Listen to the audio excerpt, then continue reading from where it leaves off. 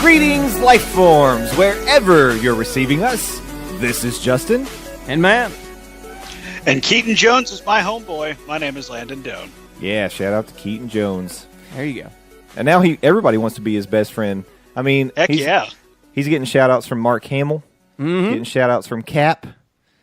I mean, they're coming from all over the place, and good for him. I mean, I'm not trying to take anything away from him, but, you know, sometimes I have a rough day or two. I wouldn't mind Bullies beware. A shout-out from, you know, my favorite superheroes either. But I digress. This is Nerd News Cafe. This is episode 74. Mm-hmm. And you sure about that? I feel 80% confident. I like 80%. That's nice. We're going to go 80% today. It's good to go. It is December the 10th, so happy New Year, my friends, because Christmas, we're done celebrating Christmas We're done with at that. this point. We're done. It's old news. Christmas is come and gone, unless you're preparing for Christmas 2018. No, by the time you hear this, it will be the 12th, which means that you're down to basically, if you haven't finished your Christmas shopping, you're 13 screwed. days. No, you're screwed. 13. You're done. Amazon will still deliver. And also, that means this podcast drops the day before the second biggest holiday this month, December 13th, Bring Your Porg to Work Day. Jay, how are you going to be celebrating? I'll be staying home that day. That's a work from home day. Let's put that squarely in the category of that. That's a porg attitude. Keep your porgs away from me. Yeah. Porg puns are the worst. That's the worst of the worst. No. Well, I can't take it. I am a porg excuse for a person, so I'm just going to... Oh, I like that one. That was good. I'm going to allow it, though, because this past Friday we did have the red carpet event for the world premiere in Hollywood of Star Wars The Last Jedi. That means we are counting down the days until Last Jedi goes to wide release, and we all get to find out. I was going to say, until you can pay $25 at the Regal. That's right. Pay $25 at the Regal and find out what did Luke really mean when he said it's time for the Jedi to end. What do you think he meant? Matt, what do you think he meant? Oh, I think he was talking about his bookshelves. He goes, it's time for the Jedi to end right here. Just put the bookends right here. He was talking to Rey. It was kind of, they throw you off on that trailer. Did you see the other trailer? Oh, yeah, you didn't watch it.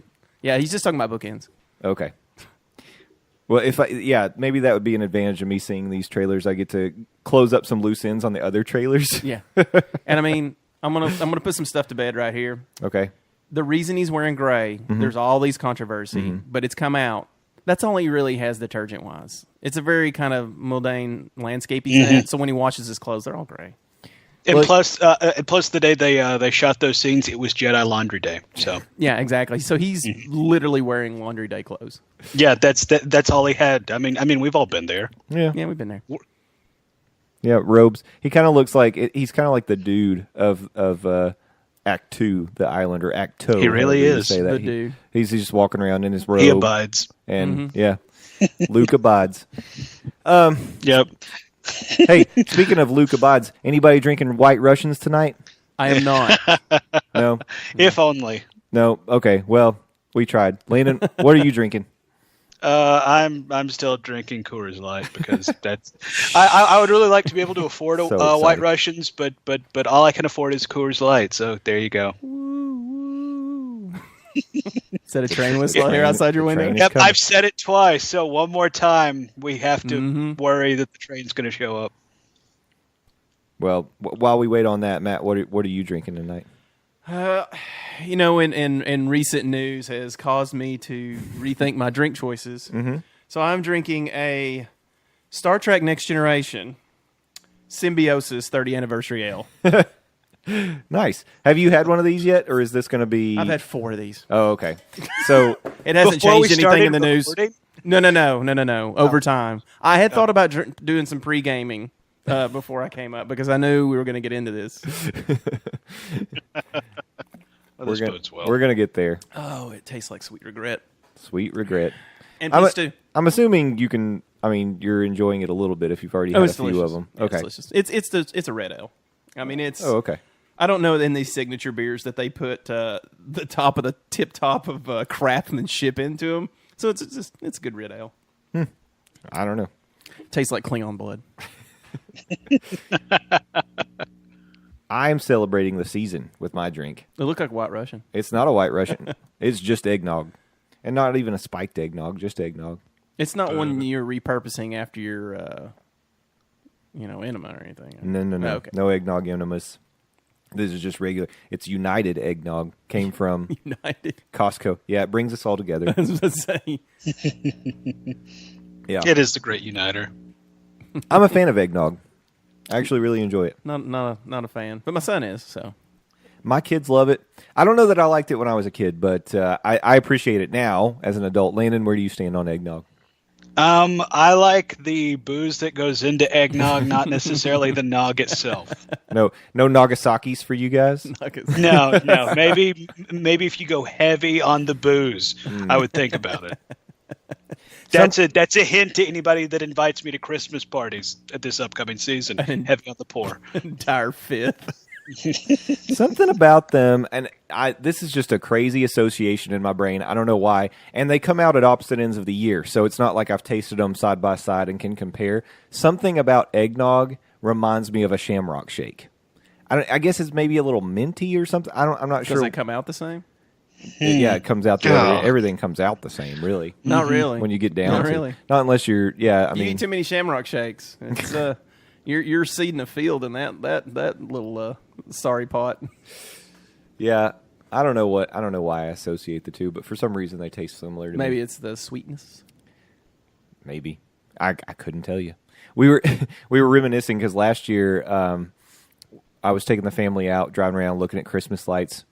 And we wanted to stop and get some coffee, but the kids were like, "Oh, we wanted some eggnog." So I pulled into a couple different convenience stores. I go into the first one, and first of all, I'm a man, so I'm going to try to find things on my own before I ask for any directions. I don't ask anybody at the convenience store anything. Yeah, so I walk over to all the places where you would think you would find eggnog, none to be found. So I walk over to the gentleman that was manning the facility that evening, and you have eggnog? He just looks at me with this real confused look on his face, and I was like, you know eggnog? You have eggnog? And he was like, eggnog? I'm like, yeah, it's like milk. It's a holiday drink, but it's like egg. He's like, the milk's over. Not milk. No. That was your first mistake. Not milk. Eggnog. And he was like, did he look like he was about 2 minutes from a smoke break? Because I'm pretty sure he's not going to get any help. Maybe. Are you sure that he worked there? That's true. Just because he's behind the counter does not mean that he works there. That's possible. Maybe that's the excuse. But he looked like I was or looked at me like I was an alien. Did he have an accent? Eggnog. Do you have the eggnog? I don't know what that is. Yes, he was from Canada. No, that was more like Boston. Yeah, that was more of a Boston, kind of New Jersey. Yeah, he was like Bostoners. They're not familiar. All they drink is like Baileys. So Baileys and everything. Yeah. Yeah, I take some Baileys in my orange juice. Just pour it in. But anyway, I was surprised that I ran into a person who'd never heard of eggnog before. But they didn't have any. Is the bottom line of that story. Let's move on, shall we? Moving forward. We do have a show to do today. And how do we like to do this show? We like to look at without our pants. No, without the pants and with the Twitter. We take our fingers for a stroll. Ah, dang it, I did it again. What are you doing? This is your phrase. It's eggnog o'clock, motherfucker. That's right. I don't have anything in my eggnog. You're so full of shit. Yep. I'll get it right next time. If you guys want to follow along with us, you can go to our Twitter. That's @nerd_news_cafe. Take a look at all the things that we have quoted, retweeted, liked, and maybe even said our own piece about. Despairingly cried through. We may have shed a few tears. We may have celebrated something this week, but you can do that with us. Go to our Twitter account and you can follow along. We're going to hit these headlines and get to as many as we can. Hit them hard. I want to start off with the first thing. Right before we started recording, we watched the new Jurassic World Fallen Kingdoms trailer. Matt hadn't seen it yet. What was your reaction to seeing that trailer? There's a lot going on. But the thing is like, I don't know. It was atypical. It looks like a fun movie. I mean, I'm not really... I think I'm going to take your stance on this and not try to analyze whatsoever. Okay. They're going to save dinosaurs, and they're trying to do it before, I guess, a volcano explodes. And it's like, guess what happens? They don't save a dinosaur, and the volcano explodes. I'm like, this is the plot of Jurassic Park 3? So my reaction when I saw it is it's very, of course, not the T-Rex save notwithstanding. That was silly. Yeah, not we've done that a few times now. I guess that T-Rex is super cool, by the way. That T-Rex is like the most opportunistic T-Rex ever. He doesn't eat unless it's ironic or saving someone. I call it T-Rex ex machina. Oh my gosh, it's the T-Rex Machina?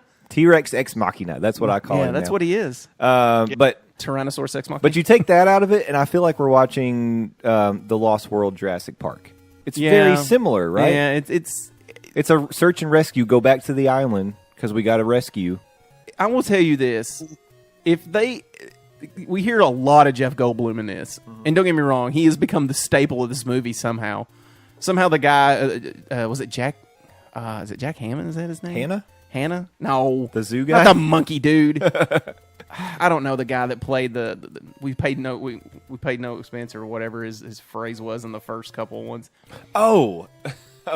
You're talking about Malcolm? Yeah, is that his name? Jeff Goldblum? No, not Jeff Goldblum. Oh, wait, you're talking about the old man. The old dude. The old man had the grandchildren there. John Hammond. John Hammond. Yeah, John Hammond. So that guy, you always thought that he was going to be the staple. And, of course, he's faded away like the first island. He died. Well, yeah, but still. In real life. Well, that's fine.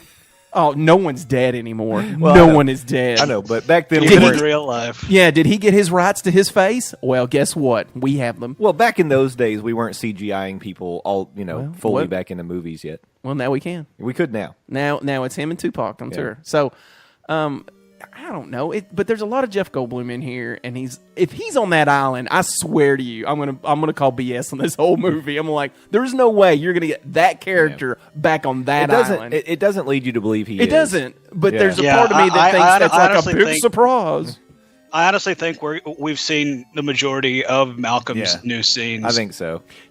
He's more of a cameo. Let me ask you guys, but he's huge in the trailer. Yeah, he's huge. Well, he's a huge get for this movie. Yeah, to me, he is. I mean, it's like, why would he have a reason to do it? He's done it to death, almost. Do you guys think that this one's going to be? I don't know what the rating is on it, but do you think this one's going to be gorier, like nastier, gorier? No. We're going to see them grinding people with their teeth. I don't think so. I think they're going to shoot for a PG-13. You think so? One. Yeah. Mm-hmm. Oh yeah, easy. I think they will. I didn't know which way you think they would fall. Because the thing about it is, while they do want to make it kind of scary and violent, dinosaurs appeal to the younger, crowds, and I would say they want to bring in the teenage population, and I'm talking like the 13, 14-year-olds. No, I get it. The dinosaurs, kids, got it. Yeah. How many Pompeii jokes do you think are in this? Maybe a few. I'm going to say 3. 3.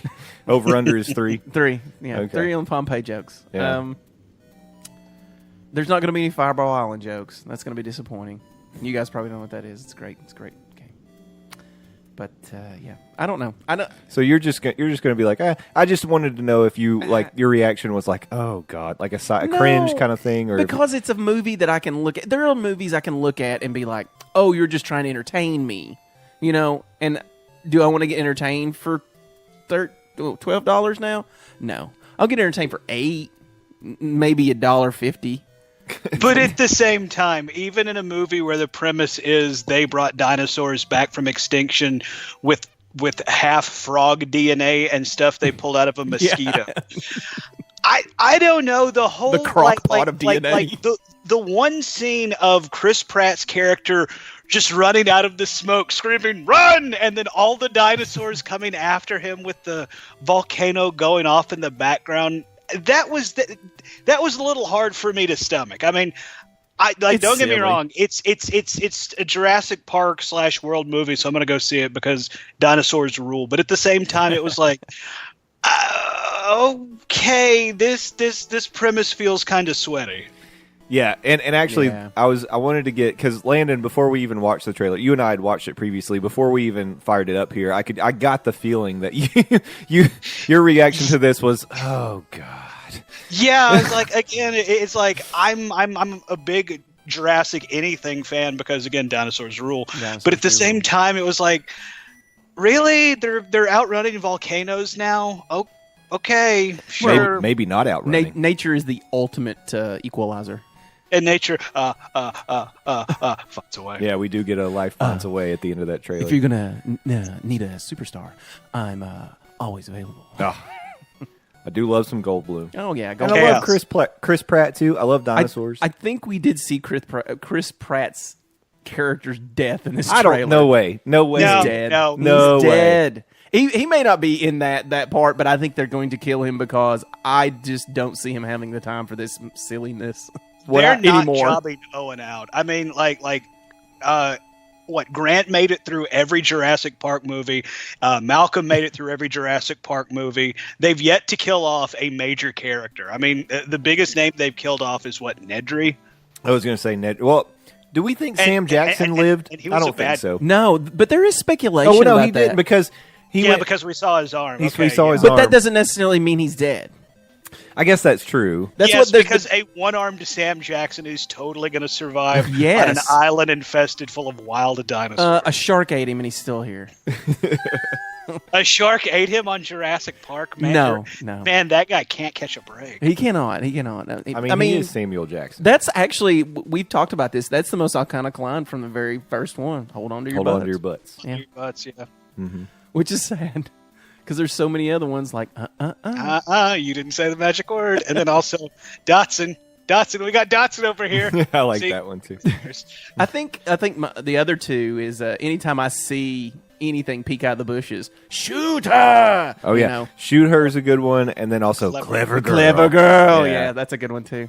Yeah, I think almost each one of the characters had one of their own little like one-liner kind of things. I think so. Yeah, What would be the girls?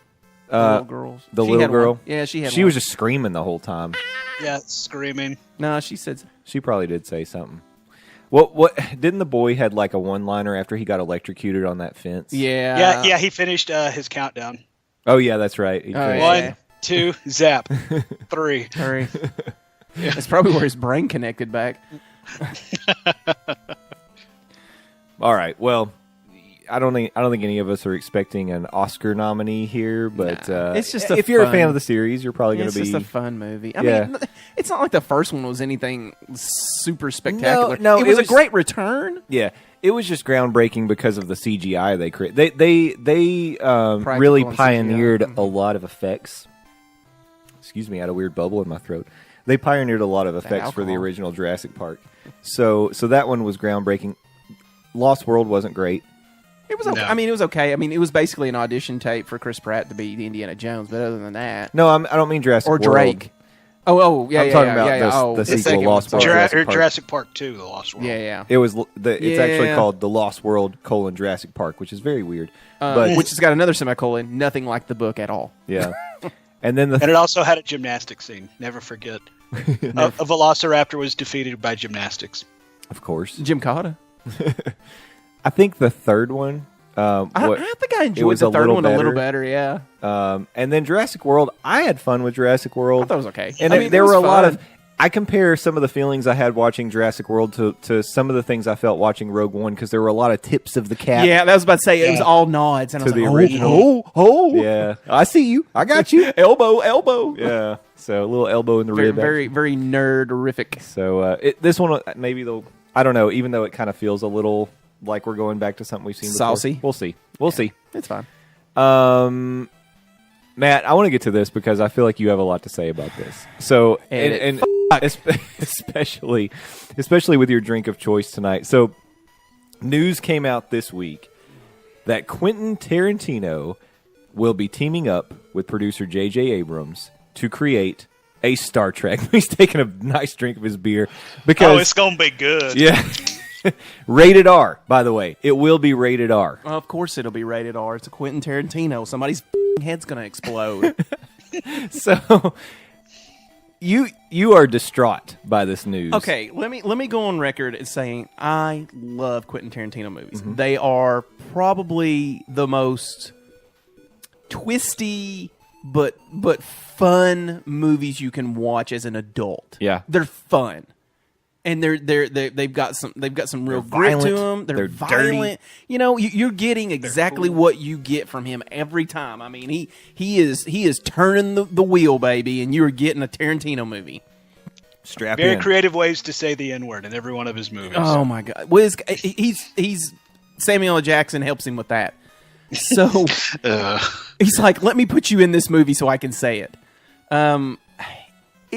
Or Leonardo DiCaprio. Or it's very true. Or the entire cast of The Hateful Eight. Which was good. But God, that movie I had know. the N-word in it so many times. Yeah. Like, guys, tone it down. Super uncomfortable. Sorry, I didn't mean to hijack your segment. No, it's very no. We can get in. I mean, Tarantino is the base of everything that is happening right here. I don't understand why he would want to. Star Trek is a completely different world. It is nothing like his worlds. I don't even know where he would go.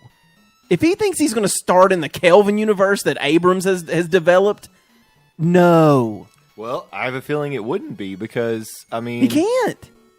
There's no way. It doesn't work. You couldn't... I don't think that you could fit this Tarantino movie into the continuity that the Kelvin universe has created. No. Could it possibly be its own standalone universe? I think I it will has say to this. be. There are like certain just off things, in its own pocket? There are certain things that I would be excited about. A completely Rogue One, quotations around this, Rogue One-ish movie out in the stratosphere that has nothing to do with anybody and has no reason to interfere with anybody. Don't get Shatner. Don't try to, freaking face emulate some Nimoy in there. Don't do any of that. In fact, you know what he should do? He should jump so far ahead, like Voyager style, and go from there. I mean, go with some real crazy technology. It's not. I don't know that I want to see this. I don't even know that I want this to happen. The only thing positive that's come from this is P. Stew's like, I'm in. Yeah. Bring back Patrick Stewart. I mean, he didn't waste any time going, well, I'd be interested in that. Of course you would, P. Stew, because you're awesome. Yeah. And I think that's about the only way he's going to get in a Tarantino movie, unless he does an X-Men. So, which is not far out of the swing of things, I will tell you. I will tell you, I could absolutely see Patrick Stewart do a Tarantino because I could see him do something real, like, gritty. Messed up. Yeah. Everybody wants to think Stewart's kind of wholesome. There's a part of him that is just horrible. I bet it would be almost like cathartic for him because he yeah. always plays kind of these like lace. But he would have to play lace button-up characters. But he would still have to play P. Stew. Yeah. Unless they loafed him up, they threw all the carp on his face. This article, and this is coming from Big Tomato, by the way. Of course it is. They're probably behind this. So their souls rotten. It was talking about like once the news broke, writers scurried to find background information and the possible answer. They're talking about like what could this movie possibly be like. It might involve time travel and or alternate realities. Apparently, Tarantino has you know been. What? I know what they could do. Based off what you just said, it just fire lit in my head. Mirror universe. Yeah. That the mirror universe is so violent and so crazy. Now I don't know how they're going to get P. Stew that jack that fast. Yeah. But it said apparently Tarantino loves the episode "The City on the Edge of Tomorrow." City on the Edge of Tomorrow. God, yeah, I don't know if that gives you. They any all hints. run together on me. Let me do some research. Keep talking. But and it just says it would be R-rated. Patrick Stewart might reprise his role as Jean-Luc Picard. But yeah, I mean, who knows? It could go the route of some of those comics that you picked up that you were reading about. Just like you mentioned, the Mirror Universe. I mean, there's interesting stories that you could tell in alternate realities for sure. And I don't know. One of the things that makes this interesting for me is Tarantino he hasn't done a sci-fi movie. No. He hasn't done anything outside of his like connected universe with the crazy Tarantino dialogue. The only type of movie Tarantino has shot is a Tarantino movie. I mean, he's done different spins on it. He's done a Western. He's done kind of a kung fu movie. But at the same time, I mean, like, he's always done just pretty much straightforward dialogue movies. So the fact that he's going to, swing for sci-fi, like you said, and he's swinging with a franchise like Star Trek, that's gutsy. And I know Matt saying he's not sure he wants to see it. I'm throwing my hand up over here. I want to see this. I want to see however this comes together, good or bad. See, Star Wars has set itself up now with these anthology movies to do all these different stories that could feel totally different than the things that we're used to with the episodes. Expressing this, and like I said, there are certain things in timelines. I did look up that thing. It's City on the Edge of Forever. It's a time-changing one. McCoy screws everything up, and then Shatner and them have to take care of it. But interestingly enough, according to Wikipedia, it's one of the first instances of hell being used as profanity on television back in 1967. So, of course, Tarantino loves this episode. Yeah, I mean, it's an interesting episode. I remember it's pretty crazy, to tell you the truth. And actually, it's in the Star Trek Online. It's one of the things you have to do on it. So you have to go back in time and fix some things. But there are places for him to do that. I'm not against him being a part of this universe if he cares to be in it. I just don't. I think I'm more upset than him and Abrams are teaming up, because I feel like you're going to get a lot of. Abrams does a good job, but I don't know. With the Kelvin universe being as crazy as it is, and now this a new Star Trek's up in the air, and this comes out, it's almost like everything's just very disjointed. So it almost sounds like they weren't going to do another Star Trek. They're just like, we're cool. And also, probably this streams from the whole Discovery. Discovery's pretty gritty. I mean, for being a TV show and what it's doing, they're doing some pretty messed up stuff on there. So, I don't know. I mean, I could tell you, we've seen some pretty nasty stuff on that show. Some torture and sex and everything else. Yeah. Like, not stuff you want to see. Stuff you haven't really been used to seeing in a Star Trek series. They allude to it, or they may say that it's happening, or maybe you get the starts of something, but you never see it. So I don't know. I don't know. There's so many other so people. Distraught. Matt, it's okay. There's a silver lining, this. buddy. This is how we're going to get Sam Jackson into the Star Trek universe. You know what the sad thing is? I kind of want to see that. See, there you go. And I don't want him to be a captain. Bad. I want him to be full admiral. I want him to make some horrible decisions. He's just going to be Sam Jackson wearing a Kangol hat with a Lucy hanging out of his mouth. There you go. He's just hanging around.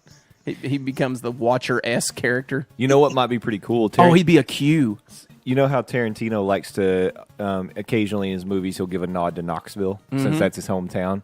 It'd be cool if he introduced a character that was from Knoxville or had family from Knoxville. I see what you guys are doing, trying to hear. I see what you're trying to do. You're trying to appeal to you. Yeah, you're trying to pump it up here. I'm not saying it doesn't have its merits that it would be okay, but there's so many other people we could get to do it. Yeah. Like, I mean, I was just kind of throwing off the top of my head of like directors I would rather see do a Star Trek, and like the guy who did The Arrival, or even the Revenant. Is that how I say it? The Revenant. Yeah, The Revenant. I think Arrival is just Arrival, but The Revenant is the Revenant. There you go. Yeah. That was maybe it is Arrival. Yeah. But either way, I'd like to see both of those directors take on a Star Trek tone.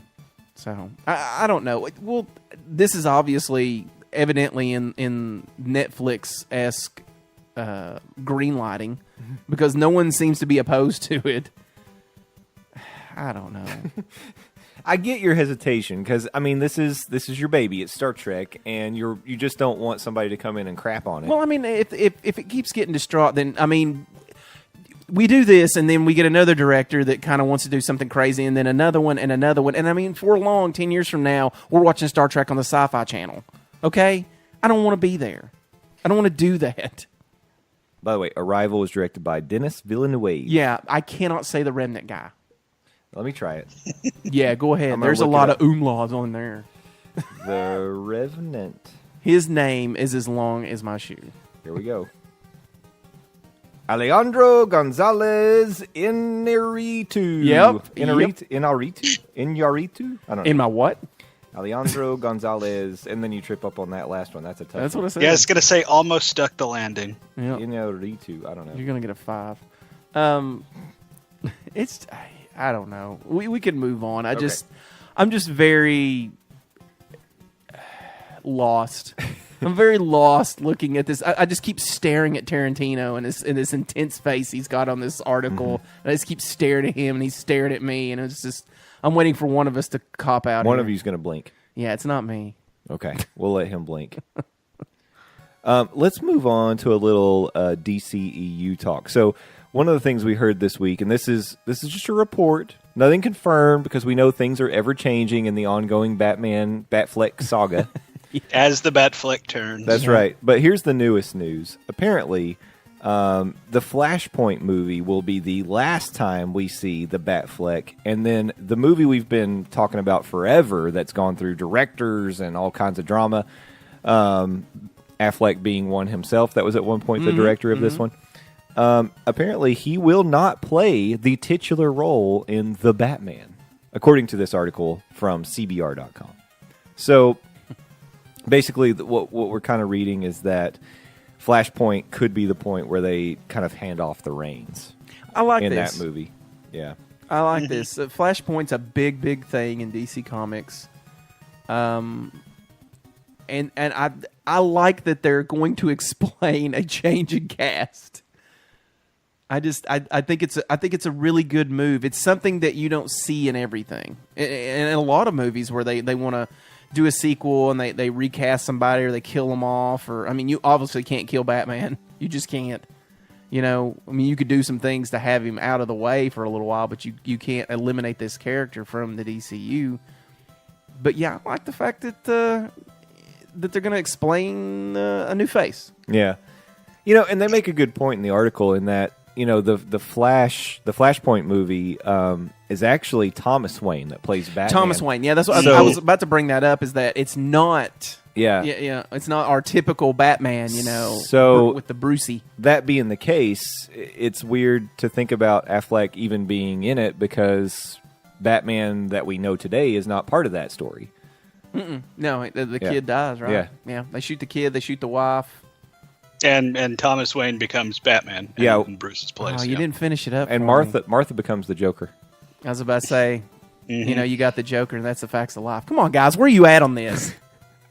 I have to give it to DC Films. They're trying for something as big as Flashpoint, and I do think it's smart, especially if this is where Ben Affleck gets off the roller coaster, so to speak, of the DC Films universe.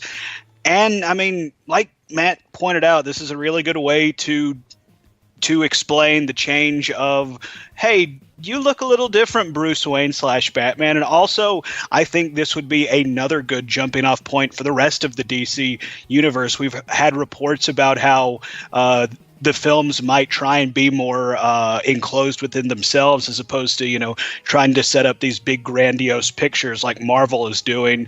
DC might want to be more, you know, encapsulated in itself. I think that would be the perfect point to make that pivot to do that in those movies. Yeah, they can still, you know, talk to each other, the Justice League characters, but at the same time, and hell, we've talked about it on this podcast, focus more on telling good stories that stand by themselves before you know, go start building pillars to where movies have to stand on each other's backs. Yeah, absolutely. I mean, I don't know. They've got to make a different move. They've got to make some kind of break from the formula that seems to be what Marvel is doing, you know, to differentiate themselves. So. And apparently they're going to try. I mean, this other article I've pulled up here says Warner Brothers doesn't have plans for Snyder to direct another DC film, and this is coming off kind of the disappointing box office pull of Justice League. Which, I mean, that's nuts. The fact that it brought in nearly $100 million its opening weekend is considered a disappointment. That's nuts. Mm-hmm. That is nuts. Yeah, but on the same, I guess, same coin or other side of the coin, however you want to phrase it, Justice League has still yet to make the same amount of money the Avengers did in its opening weekend. Right. Yeah, that's pretty nuts as well. So it's been in the theaters now for 4 weeks. Has it been 4 weeks? No. 3 weeks. No, 3 weeks. 3 weeks. 3 weeks sounds right. Yeah. It'll be a month next week. Yeah. So that is pretty crazy. Time for me to see it. Yeah, it's about time. Prices at Regal are going to be coming down soon. I'm waiting on that $2. But internationally, it's made $613 million. And to think about that being a disappointment, but I guess, you are talking about... Is that most of that in Belgium? No, actually, the big chunk of it is domestic for this one. The production budget was $300 million, but you're talking they made $313 million over that already. That seems like a decent return on your investment in less than a month. I like 200%. Yeah. No, I was wrong. Sorry, 200 is domestic and 400 is international. So maybe it is all Belgium. You're right. Belgium. They like Aquaman. All the Belgium dollars. They like Momoa and they like Aquaman, and they like them together. Mm-hmm. But I mean, you had that list pulled up of the top grossing of 2017 so far. Justice League comes in at number 12, right. It's right below Logan. Yeah, yeah, and that was considered a massive success. Yeah, but budget for Logan was probably half of what the Justice League. It was $127 million. So that's fair. So it was about seven. Yeah, I will say Logan did a great job of. I mean, I know DC had to go fantastical with their sets and everything like that. Plus, we had all kinds of crazy changes and reshoots and stuff. But Logan was just kind of like it. Almost. I mean, I'm not trying to say it was a bad movie. I'm just saying it could have been done in somebody's backyard almost. Yeah. For the sets they had, it was like the woods. You know what's funny is because I saw that movie. We got it in the red box, and I was actually thinking about this the other day. We watched it here at home. I didn't watch. I didn't go to the theater and see the 35 millimeter version or the or the black and white. Mm-hmm. I didn't see that, but in my memory, I almost can see that movie as black and white because it's a very pale kind of drab palette for that whole movie. There's a lot of first the whole probably quarter of it's in a desert-like esque, and there's a lot of darkness too. Mm-hmm. So it's not like watching it black and white would be a big change. So you're right; it could have been shot anywhere. Yeah, and there's not a lot. I mean, of course, there's CGI because you've got claws coming out of people, but there's just not a ton of it. It's not distracting. No, I think Logan. I think the way Logan was told was a very probably a formula I wouldn't mind to see again elsewhere. So. You know what's funny? Absolutely. When you look at this list, there's something, and I'm looking at this so far, top 2017 movies at worldwide box office. Here we are, a few weeks away from the end of the year, and it'll be interesting to see where Star Wars ends up on this list before year end. Mm-hmm. They'll have a couple of weeks to do make we even their need mark. to think about where it's going to end But up? I'm looking at the top 10, and there's one that stands out to me, which is it's made $861 million. Wolf Warrior 2. What the hell is that? What the hell is that? It made $858 million internationally, only 2.7 domestic, and you know what? Something tells me this is a foreign film. Yes, yeah. Okay, right. It looks like Nailed it's yeah. You nailed it, buddy. You did it. But it's a Chinese movie actually. But it's crazy. I mean, that is a blockbuster. It made almost $1 billion, and both Matt and I said, "What the hell is that? What is that?" Yeah, I have no concept of what this is. Wow. I feel like we need to go see this film or somehow stream it or something. I can help out with that. Yeah. But yeah, that one. Sorry, it not in the red box? me. It pulled out. I don't know. I haven't been in the red box the last couple weeks. It might be. It's right next to Akira at this point. But yeah, so. We live in a strange... This is a thought that crossed my mind a minute ago. You guys are right. I mean, we're talking about a movie, Justice League, that made $613 million being a disappointment. But I feel like this is it's the Star Wars and Marvel effect. If a movie doesn't make $1 billion, people are like, what happened? Yeah, what kind of dumpster fire is that? Well, especially a superhero movie. Yeah, exactly. Yeah. A superhero movie should make stupid money. Money that you Scrooge McDuck style. I mean, looking at the top 10 so far this year, there's in the top 10, there's four of the top 10 grossing movies this year are superhero movies. Interestingly enough, none of them have made $1 billion. Yeah, the closest one is actually Spider-Man: Homecoming at basically $880 million. That movie keeps getting better every time I watch it. It's a good movie. I notice little things every time. Yeah. Little intricacies in there. But I think Thor Ragnarok is going to keep climbing a little bit. I bet you Thor Ragnarok passes Wolf Warrior 2 before it's all said and done. So, well, in Ragnarok, Thor does fight a big wolf and some warriors. So you know what? He already did kind of beat Wolf Warrior. He is the Wolf Warrior. Mm-hmm. Yeah. All right. Let us move on to a minute ago. You were talking about how essentially the people at DC need to not worry about building their films on pillars and trying to make this whole big connected universe. Just make one good film at a time. But if you are going to build a huge universe with a ton of different movies leading up to a defining moment in that story arc, like we have with the Infinity Wars coming out, is it really necessary to go back and kind of do a crash course and maybe try to cram in all those films that lead up to it before Infinity Wars comes out? I feel Infinity Wars is the end all say all to what's been built to this point. So would I normally do it? No, that's silly, but. This being the end of everything that they've built up. I mean, everything they've tried to show you, every storyline, every connected stinger they've thrown at the end of all these, credits. It might be worth a refresher course, And I mean, heck, I would be a hypocrite if I didn't openly admit to, when the first Avengers movie came out, I went to an all-day marathon screening of Iron Man 2, Thor, Captain America, into a midnight screening of Avengers. So, yeah, I would totally be on board doing some homework, a browser, or a refresher, if you were, leading up to Infinity Wars. Yeah, 18 films. 18 films, everybody. That's 18. Well, that's a lot. See, 2.5 hours probably on average. Mm-hmm. Woof. It's kind of funny. We were talking. Buzz your girlfriend. Woof. Yeah, right. I mean, we're talking 36 and another 9. And Jesus, it's like 45 hours of content here on average.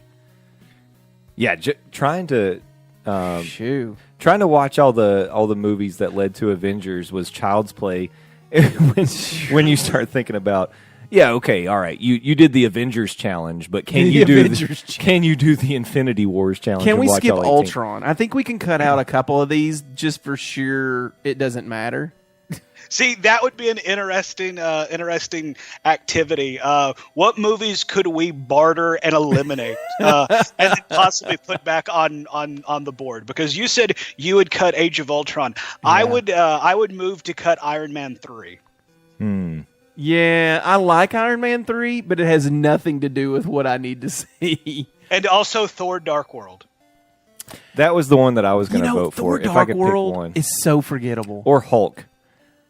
Yeah, the Ed Norton Hulk. Yeah. I can't believe it wasn't a bad movie though. It wasn't I know a lot a of people bag on the Ed Norton Hulk. How does it connect?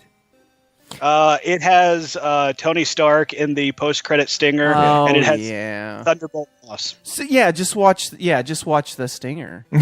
Just go through and watch all the stingers.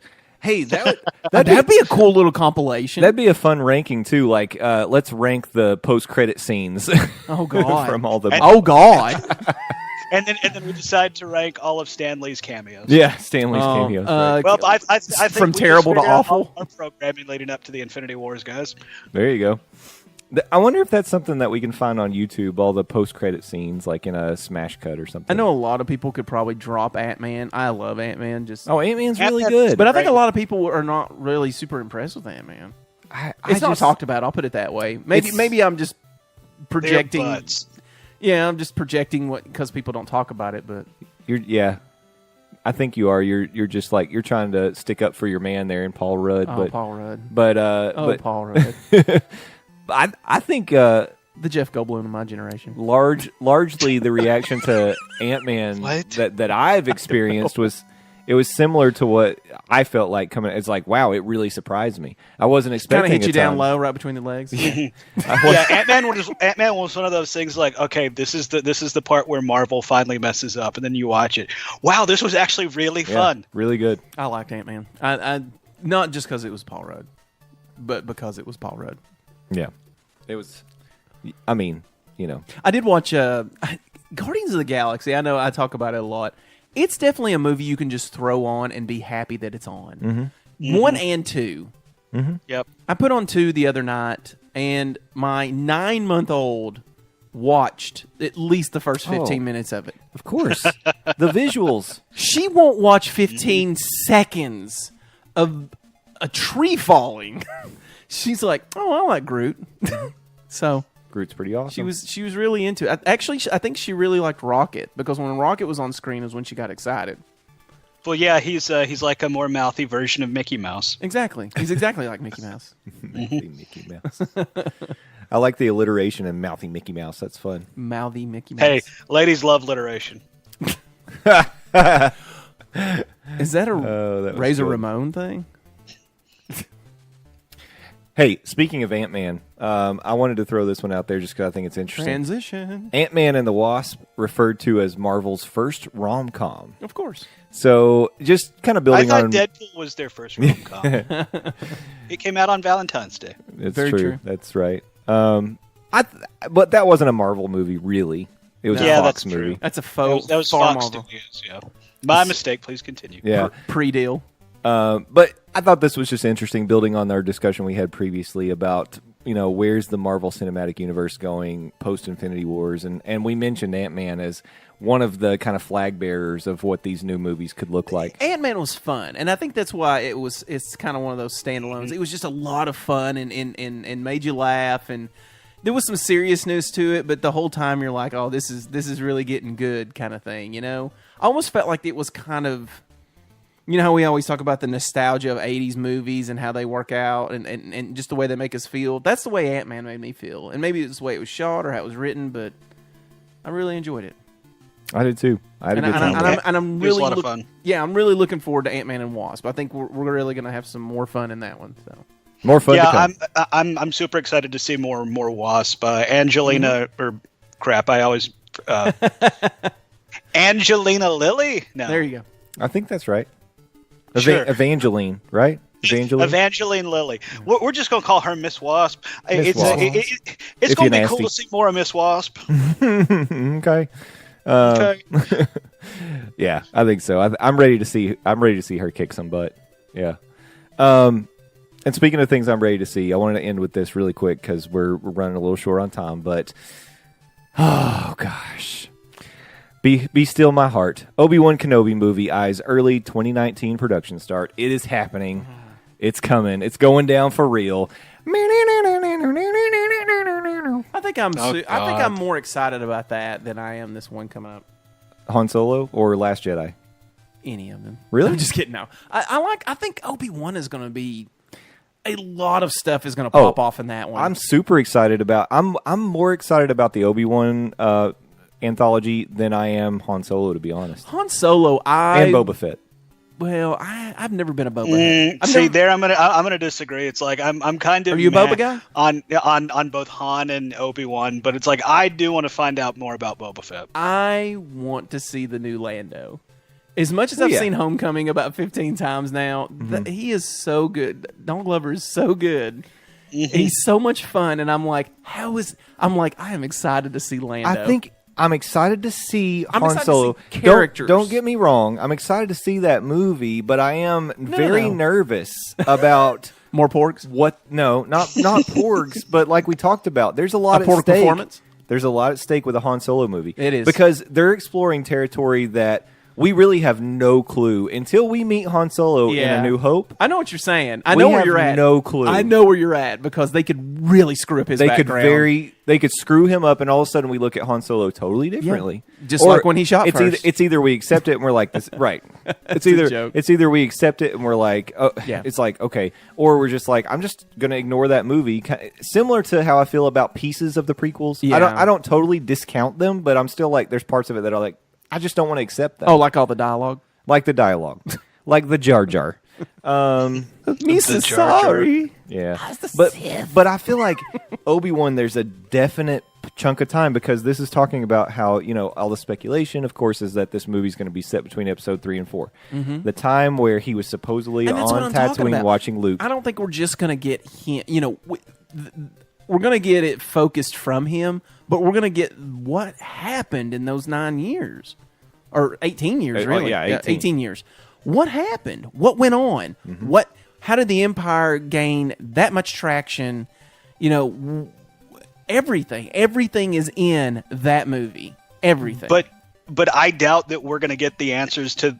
No. They're not going to give. No, they're not going to soft service on this. But I mean, the story of Obi-Wan is he goes and lives the life of a hermit in the desert. So I mean, hell could literally be falling down around civilization. But I mean, is it really going to impact Obi-Wan living in the desert by himself? No, not really. Unless he wasn't staying on world the whole time, which is part of the speculation that he didn't, which that leads to the thought that maybe Obi-Wan had some romantic adventures at some point, which led to the creation of Rey. Hashtag spoiler. Hashtag rumors. Hashtag groomers. And it's going to be spoiled. Snoke is actually Philip Fulmer. So. Oh gosh. Oh man. People are really pissed. You remember, and this is going to be a horrible callback. I don't even know how many episodes we have to go back for this. But you remember when you were kind of pissed off about the whole size of Snoke was given away in the toys? Yeah. Sorry about that, Leonard Strauss. Leonard Strauss. By the way, stay safe out there with those wildfires. Dude, do not get near that. It looks like mortal hell people drive her into. I'm like, it's the gates of hell. Driving into Mordor. Yeah. Mordor, exactly. Watch out for the orcs. So, there's now, people have just caught up to your sentiments, and people are really outraged that toy's out there. Like, they want it pulled from the shelves. They don't want it. I've seen a lot of different things about it. Get rid of it. It's not We've real. already seen it. Get rid of it. And like, there's a lot of people that wished he had been like 3 inches tall, like he'd been a Fievel-esque character. Well, like I said, I think that the actual outcome so far, what we're seeing is honestly the least exciting. He's not a giant, and he's not a tiny person. He's just like he's little like taller than most something. people. I told you my theory. I think he's one of the people who was a part of making the clones. The Caminos. Yeah. The Caminos. Camino The El ends. Caminos. The El Camino ends. Yeah, the El Camino ends. I think it'd be cool if it was one of them, because he's sitting there in plain sight. Yeah. I don't know. Who knows? I think he's Sam Jackson. We're just going to bring it back around to Sam Jackson. I am not dead. He did say he wanted to be in the new ones. I'm just saying. It would be easy for him to be. He'd be a ghost. He'd be a straight up ghost. How hard is that to do? Boom, motherfucker! I am a Jedi ghost. I've been chilling in this cafe for freaking 10 years. Listen, if the Clone Wars cartoon can tell us that Darth Maul somehow just survived getting cut in half and falling down the abyss, that is the biggest disappointment in villains ever. Yeah. Yeah, and didn't they give him like crazy spider legs? Spider legs. Yeah. Yeah, they turned him into the villain from Wild Wild West. That's hilarious. What was the guy that wanted a Superman movie to have a giant spider in it? Well, it's the guy who directed The Wild guy Wild that West, whatever that guy's Yeah. name is. Do you think he had a hand? Like he was there on? It's like, I don't know how we're gonna get Darth Maul in this whole thing. Well, let me tell you. Somewhere Kevin Smith is watching the episode and he does a spit take drinking his coffee. He's like, he did it again, that son of a bitch. You son of a. Good stuff. Maybe Sam Jackson comes back with spider legs. Oh God. Oh God. I got you to say that twice tonight. the oh God scoreboard 2. I love that old lady. Can we get the Oh God scoreboard sponsored by Ogle, Elrod, and Burrell? As long as we got so Jim we can Conlon have Dodge. the worst worded thing ever. Down here, you just come down here and Jim Conlon Dodge. Jim Conlon Dodge, Chrysler Viper. Whatever he says. He's got like 4 car dealerships now. Oh, local references. Yep. Hope you get them, because you won't. My sister Hope you enjoy missed- that, New Zealand fans. Yeah, there's New Zealand fans. I am appreciative of them. Mm-hmm. I wish they'd reach out to us. What are you really listening for? You know, I was thinking the other day. Or Lord of the Rings. By the way, I did a quick kind of shout out to Mr. Leonard Strauss because he interacted with us on Twitter. He has interacted this week. a lot this week. A couple of times. I've disappointed him twice. Yeah. I just want to say, at least you're consistent. You're welcome. If I'm not doing anything else, how's your spoilers and chicken tenders? I'm at least disappointing the listeners because he did give us a little shout out, say that we kept him company on a 2.5 hour drive escaping the Southern California wildfires. Yeah, and so that's awesome. Thank you, sir. We appreciate that. Rescue any rabbits? But then he said, "What's the point of telling me to avoid the Disney store if you're just going to go ahead and spoil what?" Welcome to Nerd News Cafe. That's a promise fair is point. not warranted. It is a fair point. And then the next thing he did was drive through a McDonald's because we told him how delicious the buttermilk crispy tenders were, and they have a big sold out. Where's our McDonald's money? He bought something. Where's our McDonald's They are money? delicious. So I mean, Well, they're not existent anymore. They pulled them. It's temporary. They are coming back. They're having to. So they say. The problem was they couldn't keep up with demand. The problem was Big Nugget was not having it. Big Nugget. so they have to make them less delicious. Yeah. They can't be so tasty. So anyway, expect them to come back, but sorry you missed out on those, and sorry I spoiled what Snoke looks like. What else can I spoil for the fans? I'll tell you what. If you guys are interested in getting our spoilers, follow our Twitter account. That's at nerd_news_cafe. That's where we'll tell you what Soylent Green is. We will. We're going to spoil everything. We're going to warn you to avoid. We'll end up spoiling it. Just listen to the all show of Bruce next week. Willis's roles. And who Kaiser Sose is. Mm-hmm. Kaiser Sose is Soylent Green. Rosebud. Wait, no. You might also find various spoilers on our Facebook fan page. Mm-hmm. Or you could find them on our website, nerdnewscafe.com, or on the forum, which has a link on our website. Which I talked to myself on the forums, evidently. I responded to you, I think. Did you to my Stranger Things rant? You did respond to our Stranger Things episode because Matt's caught up now. Yay, I am caught up. Matt. Yay. The whole family's caught up, and now we have made our oldest journey so jealous of our knowledge of what's going on that she has started binge watching it. Oh, she was behind? She hadn't watched she stopped. She tapped out. She or came. something? Let me tell you this this monster that I live with. So she comes in the final episode of season 2 and starts going, "Who's that? Oh, no. What's that person God. doing? What is he dead? Scoreboard. What's going over there?" I'm like, I told her, I said, "You were 5 seconds from being thrown out the window." I would have kicked her out of the house. Oh my God! I looked at her and I think she got the gist of me going, "Stop it." Yeah. Oh, but so Matt, do you want to give us a summary of your response on the I don't forum? remember what I read. Okay. Once it comes out of me, it doesn't come back in. Yeah, he's like blah blah blah blah. It never happened. Well, you did say on the It's bottle literal episode, vocal sewage. but you did say on the bottle episode that you didn't really see it as just a No, standalone. I didn't. It was context for her power and. It was a lot of building her character. Mm-hmm. I don't think it was a standalone because they kept going back. So Yeah. So, and then basically you just said you hated our podcast. That's what you said. I did. Pretty You much. guys can all eat a big fat carrot. I really thought it was weird when he did say that McKenna was a better Matt though. So I don't know what that means. Yeah, I was okay with that. I like that she took my persona. Mm-hmm. She was always defiant of your all's views and made it hard for you to do the podcast. Yeah, so. But there's a lot of things on there, guys. I respond to a lot of things. I don't care to have a dialogue on there. Well, what we do is we're always going to post a new thread for a new episode. So if there's something we talk about and you want to jump in on that conversation and you don't want it limited to 280 characters, although you can cover a lot of ground in 280 characters. With a subscription unit 286. 286. Then you Put can it flat. be free. On water. Be character limit free on the forums. Yep.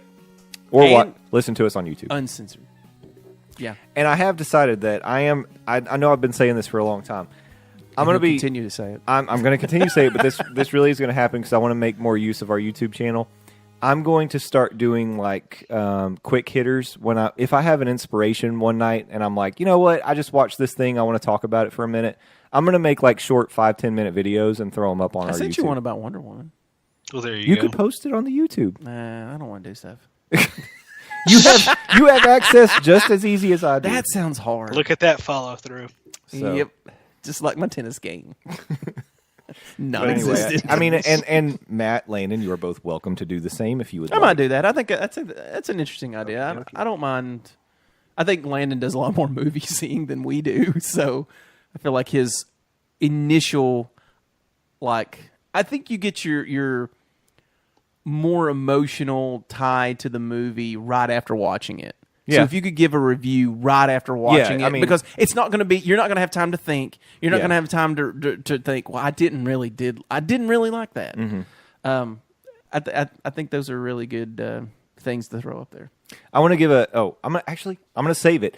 I am going to give you guys a recommendation, but I'm going to save it for Thursday. Okay. And it's a streaming recommendation, so it'll fit into Hot and Streamy.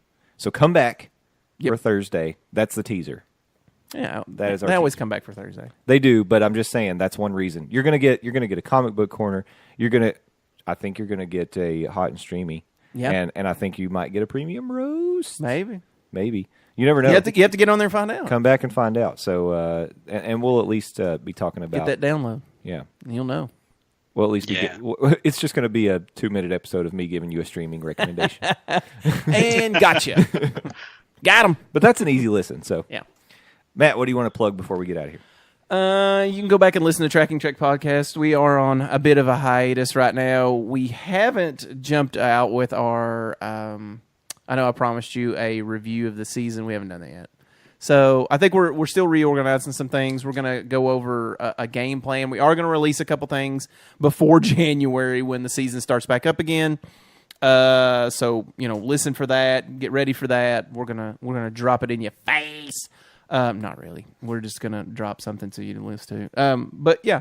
So if you guys want to go back, watch Star Trek Discovery, get caught up. If you haven't watched it, highly recommend, and get caught up on Tracking Trek Podcast. You can hit us up on the Twitter at Tracking Trek Pod. That's all I got. Landon? All right, twitter.com/Landoz, Landoz. That is where you can find the latest musings from me.